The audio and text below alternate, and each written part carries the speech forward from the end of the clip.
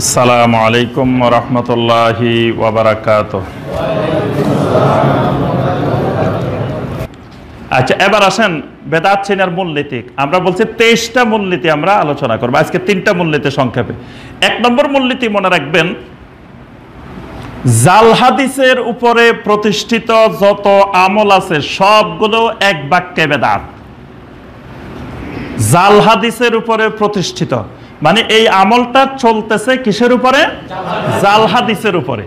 এই জাল হাদিসের উপরে যত আমল চলবে সবগুলোকে বেদাত বলার জন্য আর কোনো দলিল প্রমাণ দরকার নাই। এটা বেদাত চিনার 1 নম্বর মূলনীতি।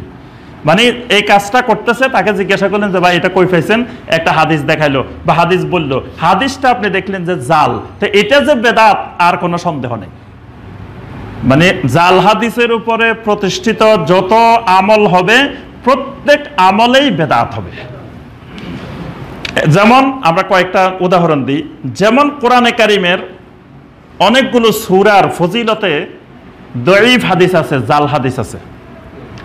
এই সূরাগুলো যদি আপনি ওজিফা বানাই প্রতিদিন পড়তে থাকেন, তেলাওয়াত করতে থাকেন, আপনি বেদাতের গুনাহগার হবেন। কোরআন তেলাওয়াত করা সওয়াবের কাজ, ফজিলতের কাজ, প্রত্যেক হরফে আপনার নেকি হবে, পুরা কোরআনের ফজিলত সমান। কিন্তু কিছু সূরাকে, কিছু আয়াতকে যদি আলাদা করতে চান, ওটা আলাদা করার সহি দলিল থাকতে হবে, সহি হাদিস থাকতে হবে। কিন্তু এই আলাদা ফজিলতের হাদিসটা যদি দুর্বল হয় বা জাল হয়, ওই আয়াতটা, ওই সূরাটা যত আমল করবেন তত বেদাত হবে। কথাটা বুঝতে পারছেন? যেমন কয়েকটা আমি বলি। যেমন একটা হাদিস আছে, কেউ যদি কবরস্থানে ঢুকে সূরা ইয়াসিন পড়ে তাহলে তার ওই দিনের কবর আযাব হালকা হয়ে যায়। এই হাদিসটা জাল হাদিস। এখন কেউ কবরস্থানে যায় সূরা ইয়াসিন পড়ছে, এই লোকটা বেদাত করছে, সূরা ইয়াসিন পড়ে বেদাত করছে, কারণ ওই যে তার দলিলটা জাল। আচ্ছা, আরেকটা হাদিস আছে, কেউ যদি সূরা ইয়াসিন পড়ে আল্লাহ পাক তার কোরআন তেলাওয়াতের মানে একবার সূরা ইয়াসিন পড়লে 10 খতম কোরআনের আল্লাহ সওয়াব দেন। এই হাদিসটা জাল হাদিস।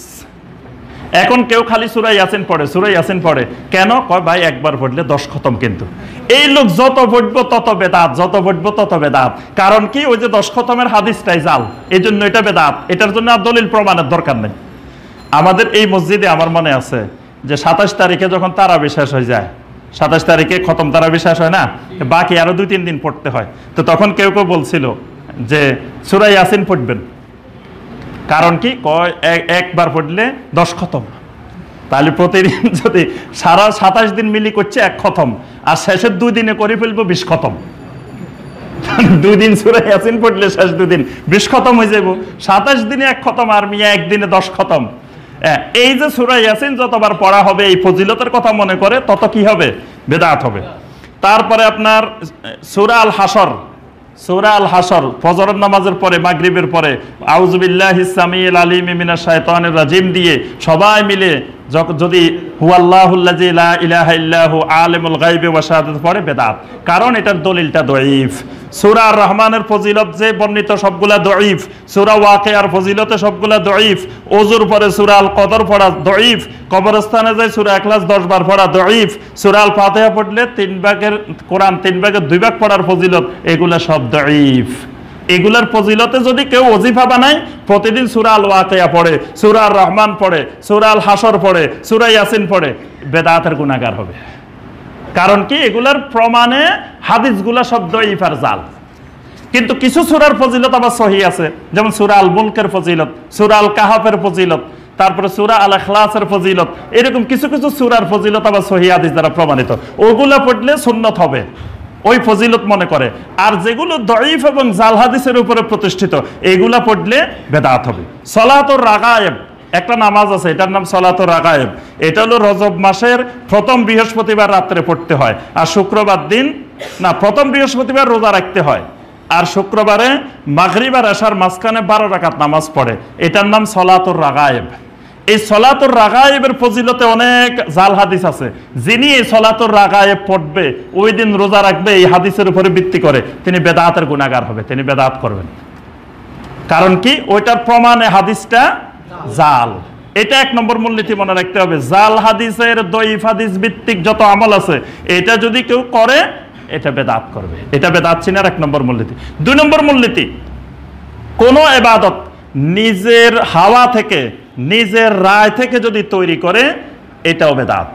মানে কোরআন হাদিস থেকে ইবাদতটা তৈরি হয় নাই, ইবাদতটা কোনো বুজুর্গের কাশফের মাধ্যমে, এলহামের মাধ্যমে, এলকার মাধ্যমে, স্বপ্নের মাধ্যমে, অথবা তিনি ভালো মনে করে বানাইছেন। তিনি একটা তরিকা বানাইছেন, বানাই বলছেন যে এটা শর্টকাট তরিকা জান্নাতে যাওয়ার জন্য, একেবারে সহজ উপায়। বাস এই তরিকার উপরে যত মানুষ আমল করবে সব বেদাত করবে, কারণ এটার সপক্ষে কোরআন এবং সহিহ হাদিসের কোনো দলিল নাই। এরকম যুগে যুগে অসংখ্য ইবাদত বানানো হয়েছে। যেমন আপনার কাশফের মাধ্যমে অনেক ইবাদত সমাজে প্রচলিত আছে। এটার দলিল কি? মিয়া অমুক রহমতুল্লাহ আলাই, অমুক দামাত বারাকাতুহুম, অমুক বুজুর্গ, অমুক আল্লাহর ওলি করছে, এটা হলো দলিল। এইরকম দলিলওয়ালা যা ইবাদত আছে সবগুলা বেদাত। মানে এটার আর কোনো দলিল প্রমাণ দরকার নাই। যখন জিজ্ঞাসা করবেন ভাই এই যে কাজটা করলেন, আমলটা করলেন, কই পাইছেন? মিয়া জানো অমুক রহমতুল্লাহ আলাই, অমুক বুজুর্গ, অমুক আল্লাহর ওলি, যিনি এখানে বাংলাদেশের কুতুব ছিল, যিনি অমুক জায়গায় স্বপ্নে দেখে আল্লাহ রসুলকে এইরকম করছেন, যিনি আফ্রিকার জঙ্গলে 1 পা দিয়ে চলে গেছেন, যিনি মক্কা চলে গেছেন, ভিসা হারাই গেছে, ওখান থেকে চোখ বন্ধ করে বাংলাদেশে বরিশাল পাঠাই দিয়েছেন, অমুক জায়গায় পাঠাই দিয়েছেন, ওই বুজুর্গ আমল এটা করছে। মনে করবেন যে এটা যে বেদাত, এই ব্যাপারে আর কোনো সন্দেহ নাই। এটা বেদাত চিনার 2য় মূলনীতি, যে কোরআনেরও দলিল নেই, সহি হাদিসেরও দলিল নেই। দলিল হয়েছে কোনো ব্যক্তি বা কোনো বুজুর্গ, কোনো কাশফ, কোনো তাকলিদ, কোনো এলহাম, কোনো এলকা, কোনো স্বপ্ন, বাস এটা বেদাত চিনার 2য় মূলনীতি। এরকম অসংখ্য জিনিস আছে। দেখবেন যে অসংখ্য জিকির আছে নতুন নতুন বিভিন্ন পদ্ধতির, লা ইলাহা মনে মনে, ইল্লাল্লাহ জোরে জোরে, অথবা শুধু ইল্লাল্লাহ ইল্লাল্লাহ, অথবা শুধু আল্লাহ আল্লাহ, অথবা শুধু বাতি বন্ধ করে জিকির করা, অথবা শুধু সবাই মিলে আপনার হু হু করা, অথবা সবাই মিলে বিভিন্ন কলা কৌশলে নেচে নেচে জিকির করা। এই জাতীয় জিকিরের যত পদ্ধতি আছে, জিজ্ঞাসা করলে ভাই এটা কই পাইছেন? মিয়া জানেন এই ভারতীয় উপমহাদেশের যিনি সবচেয়ে বড় কুতুবে আজম, উনি এরকম জিকির করছে। দলিল হয়েছে এটা। জানেন এটা খাজা মঈনুদ্দিন চিশতি রহমতুল্লাহ আলাইহি করছেন, জানেন এটা আব্দুল কাদের জিলানী রহমতুল্লাহ আলাইহি করছেন। বাস স্পষ্ট বুঝে যাবেন যে এটা যে বেদাত আর কোনো সন্দেহ নাই। এটা হলো বেদাত চিনার 2য় মূলনীতি। 3 নম্বর মূলনীতি বলে আজকের আলোচনা আমাদের শেষ। তবে এখানে এই বিষয়ের সাথে একটু সতর্ক থাকতে হবে যে তাকলিদ, যেটা তাকলিদ মানে অন্ধ অনুকরণ, দলিলবিহীন অন্ধ অনুকরণ, এটাকে শরীয়তের ভাষায় বলে তাকলিদ। নবী সাল্লাল্লাহু আলাইহি সাল্লাম ছাড়া আল্লাহর জমিনে কোনো মানুষের তাকলিদ করা যাবে না। তিনি যত বড় ইমাম, যত বড় মুহাদ্দিস, যত বড় ফকিহ, যত বড় যাই হোক না কেন, তার দলিলবিহীন অন্ধ অনুকরণ করা যাবে না। যদি করেন তো সুন্নতের উপরে থাকতে পারবেন না, আপনি বেদাতি হয়ে কবরে যাওয়া লাগবে। এজন্য কোনো ব্যক্তির অন্ধ অনুকরণ ইসলামে নিষিদ্ধ। তারপরে কারো এলহাম, কারোর স্বপ্ন, এগুলো যদি আপনি ধরে আমল করা শুরু করেন, তাহলেও আপনি আহলুস সুন্নাহ হতে পারবেন না, আপনি আহলুল বেদাহ হয়ে কবরে যাবেন। 3 নম্বর বেদাত চিনার মূলনীতি, কোনো একটা জিনিসের প্রয়োজনীয়তা থাকার পরেও নবী সাল্লাল্লাহু আলাইহি ওয়াসাল্লাম আমলটা ছেড়ে দিয়েছেন। মানে আমলটা ওই সময় করার দরকার ছিল, করলে ভালো হতো, কিন্তু তারপরেও নবী সাল্লাল্লাহু আলাইহি ওয়াসাল্লাম করেন নাই, আবার এটা নিষেধও করেন নাই। এইরকম কাজটা করার নাম বেদাত। মানে সূত্রটা বুঝেন, এই সূত্রটা হলো মানে এখানে আসলে আমলটা করলে ভালো হইতো, আমাদের বাহ্যিক দৃষ্টিতে মনে হয় যে নবী সাল্লাল্লাহু আলাইহি ওয়াসাল্লাম এখানে আমলটা করলে ভালো হইতো, কিন্তু নবী সাল্লাল্লাহু আলাইহি ওয়াসাল্লাম ভালো, আমাদের দৃষ্টিতে যেটা ভালো মনে হচ্ছে এরকম ভালো জিনিসটা নবী সাল্লাল্লাহু আলাইহি ওয়াসাল্লাম করেন নাই, আবার উম্মতকে নিষেধও করেন নাই। এখন উম্মতের কেউ যদি এই আমলটা করে এটা বেদাত। যেমন নবী সাল্লাল্লাহু আলাইহি ওয়াসাল্লাম সালাত আদায় করছেন, সালাত কায়েম করছেন, সালাতে ইমামতি করছেন, কোনদিন নাওয়াইতু আন উসাল্লি লিল্লাহি তাআলা 4 রাকাতায় সালাতি যোহর বা নাওয়াইতু আন উসকিতা আন জিম্মাতি, নাওয়াইতু আন আসুমা গাদান, নাওয়াইতু আন আতাওয়াজ্জা লিরাফিল হাদাসে, এইরকম নিয়ত, তালাফফুজ নিয়ত আমাদের কাছে মনে হয় যে আল্লাহ রাসূল করলে মনে হয় ভালো হইতো। কি বলেন?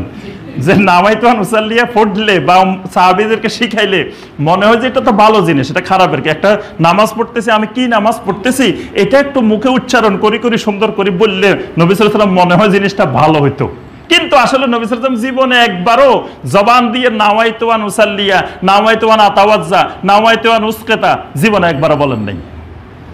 এখন কেউ যদি এটা বানায় আমাকে আপনাকে করতে বলে, এটা এই দলিলের ভিত্তিতে, এই মূলনীতির ভিত্তিতে এটা বেদাত। কারণ এটা তো আমি মনে করতেছি ভালো কাজ, এরকম বললে খুব সুন্দর হয়, ভালো হয়, কিন্তু নবী সাল্লাল্লাহু আলাইহি ওয়াসাল্লাম তো বললেন না। তার অর্থ হলো এটা এখন আমি যদি ভালো মনে করি এটার নাম বেদাত। তারপরে আপনার 5 ওয়াক্ত নামাজের আজান হয়, কিন্তু ঈদের নামাজের আজান নাই, জানাজায় আজান নাই। এখন আমরা যদি ঈদের নামাজে, জানাজার নামাজে আজান দিই তো ভালো হয়। কারণ ধরেন জানাজার টাইম দিছি 10টায়, যে সকাল 10টায় অমুক ভাইয়ের জানাজা হইব, তো 10টা বাজার 15 মিনিট আগে দিয়ে আজান দিয়ে দিলাম, সবাই জানলো যে একটু পরে জানাজা শুরু হয়ে যাবে, সবাই দৌড়ায় জানাজা চলে আসলো। আমাদের দেশে মাইকে বলে, ভাই আর 10 মিনিট আছে, সবাই চলে আসেন, জানাজা শুরু হয়ে যাবো, 5 মিনিট আছে, চলে আসেন। তো এতবার 5 মিনিট 10 মিনিট একটা আজান দিয়ে দিলে আরো সুন্দর না? আজান দিয়ে দিল। তাহলে নবী সাল্লাল্লাহু আলাইহি ওয়াসাল্লাম কিন্তু আজানটা দেন নাই, ঈদের নামাজে দেন নাই। এই না দেওয়ার কারণে এই ভালো কাজটা কেউ যদি করেন, আবার যদি কোন যে না, নবী সাল্লাল্লাহু আলাইহি ওয়াসাল্লাম কি নিষেধ করছে, আজান দিলে অসুবিধা কি, আমরা দিতে পারি, এই কাজটা করা বেদাত। এটা বেদাতের 3 নম্বর মূলনীতি। তারপরে আপনার বিবাহের ক্ষেত্রে হিলা বিয়ে, আমাদের কাছে মনে হয় যে আরে দেখো এরা কত সুন্দর দাম্পত্য জীবন কাটাইতেছিল, স্বামী স্ত্রী তালাক হয়ে গেছে, এদেরকে একটু জোড়া লাগাই দিলে ভালো হয়। বাহ্যিক দৃষ্টিতে ছেলে মেয়েগুলো কি করবে, স্বামী স্ত্রী আলাদা হয়ে গেলে এই কথাগুলো ছেলে মেয়ে রাখি, এগুলার একটু হিলা কায়দা করে দিলে, আরেকজনের এটি বিয়ে পড়াই, এক রাত থাকি, পরের দিন ছাড়ি দিল, কাজটা করে দিল, কত সুন্দর হয়, এদের পরিবারটাও টিকলো, সংসারটাও টিকলো। মাঝখান দিয়ে আমাকে একটু ডিমান্ড দিলাম যে ভাই কাজটা তো জটিল কাজ, করে দিব, যাতে 1 লাখ টাকা দিয়ে দিবেন, মাঝখান দিয়ে 1 লাখ টাকাও পাইলাম, সব মিলে অনেক উপকার না? কিন্তু কাজটাকে নবী সাল্লাল্লাহু আলাইহি ওয়াসাল্লাম ভালো মনে করেন নাই। নবী সাল্লাল্লাহু আলাইহি ওয়াসাল্লাম বলছেন যারা এই জাতীয় বিয়ে করে এরা হলো বাড়াটে ফাটা, এগুলা হলো বাড়াটিয়া ফাটা, এগুলোর উপরে আল্লাহ লানত বর্ষিত হোক। নবী সাল্লাল্লাহু আলাইহি ওয়াসাল্লাম এদের উপরে লানত করছে যারা এই কাজটা করে। তাহলে এই কাজটা করলে এটা বেদাত, এটা বেদাত সিনার মূলনীতি, যে এরকম ভালো কাজটা নবী সাল্লাল্লাহু আলাইহি ওয়াসাল্লাম করেন নাই। তারপরে আপনার অনেক জায়গায় আমরা দোয়া করি, দোয়া করার সময় আমরা হাত তুলি না? তা আমাদের কাছে মনে হয় যে আসলে সব জায়গায় হাত তুলি দোয়া করলে সুন্দর লাগে না? হাত তুলে একজনে দোয়া করলাম, সবাই আমিন আমিন করলেন, অনেক মজা লাগে, ভালো লাগে। দোয়াটা না হলে মনে হয় যে কি মিয়া ভাত খাইছি পানি খাই নাই। অনেকে আমাকে কয় হুজুর কি আজকে কি হইলো, মনে হয়েছে ভাত খাইছি পানি খাই নাই। নামাজ পড়লাম, শেষে দিয়ে একটু সুন্দর মুনাজাত হইলো না, দোয়া হইলো না, কেমন যেন মনে হয় যে ভাত খাই হাত ধুই নাই, জিনিসটা এরকম। তাহলে এটা ভালো মনে হয় না? আর যদি একটা কাম দিকাটি আধা ঘন্টা দোয়া করে দিতে পারি, চোখের পানি পালাই দিতে পারি, হুজুরও বিরাট আল্লাহর ওলি, বড় খতিব, বড় হুজুর, আবার মুসল্লিও সন্তুষ্ট, সব দিকে কিন্তু লাভ। কিন্তু এত লাভ নবী সাল্লাল্লাহু আলাইহি ওয়াসাল্লাম বুঝলেন না। নবী সাল্লাল্লাহু আলাইহি ওয়াসাল্লাম এই কাজটা করেন নাই। এখন আমি যদি করি এটার নাম হবে কি বেদাত, এটা জাহান্নামে যাওয়ার কারণ, এই ভালো কাজটাই জাহান্নামে যাওয়ার কারণ। এই জন্য টয়লেটে ঢোকার সময়, বের হওয়ার সময় আমরা দোয়া পড়ি না? এখন যদি সেখানে হাত তুলি কাবলামুখী হয়ে দোয়া করি, বাইরে হওয়ার আগে 10 মিনিট দোয়া করলাম, বাইরে হওয়ার পরে 10 মিনিট করলাম, তো দোয়া না করছে, খারাপ কিছু করি নাই, করলে কি সুন্নত হবে না বেদাত হবে? বেদাত হবে। ঠিক মসজিদে ঢুকতে বাইরেতে, ঘরে ঢুকতে বাইরেতে, বিভিন্ন জায়গায় আমরা দোয়া পড়ি, এই দোয়াগুলোর ক্ষেত্রে নবী সাল্লাল্লাহু আলাইহি ওয়াসাল্লাম হাত তোলেন নাই। কিন্তু যখন বৃষ্টির দোয়া করছেন আল্লাহুম্মা আসকিনা, আল্লাহুম্মা আসকিনা, নবী সাল্লাল্লাহু আলাইহি ওয়াসাল্লাম হাত তুলছেন। ভিতরে যখন দোয়া করছেন আল্লাহুম্মা হদিনি ফিমান হাদাইত ওয়া আফিনি ফিমা আফাইত, এখানে নবী সাল্লাল্লাহু আলাইহি ওয়াসাল্লাম হাত তুলছেন। এগুলোর মধ্যে হাত তোলাটা সুন্নাত, আর যেখানে তোলেন নাই সেখানে আমি ভালো মনে করে তোলাটার নাম বেদাত। আল্লাহ রাব্বুল আলামিন আমাদের সবাইকে সুন্নাত এবং বেদাতকে স্পষ্ট করে ভালোভাবে বুঝার আল্লাহ পাক তৌফিক দান করুন। ইনশাআল্লাহ আমরা বেদাত চেনার আরো 20টা মূলনীতি ইনশাআল্লাহ পরবর্তী খুতবাগুলোতে আলোচনা করব। আল্লাহ রাব্বুল আলামিন আমাদের সবাইকে বেদাত মুক্ত সুন্নতি আমল নসিব করুন, শিরক মুক্ত তাওহীদি ঈমান নসিব করুন। আমিন ইয়া রাব্বাল আলামিন। সুবহানাকা আল্লাহুম্মা বিহামদিকা আশহাদু আল্লা ইলাহা ইল্লা আনতা আস্তাগফিরুকা ওয়া আতুবু ইলাইক।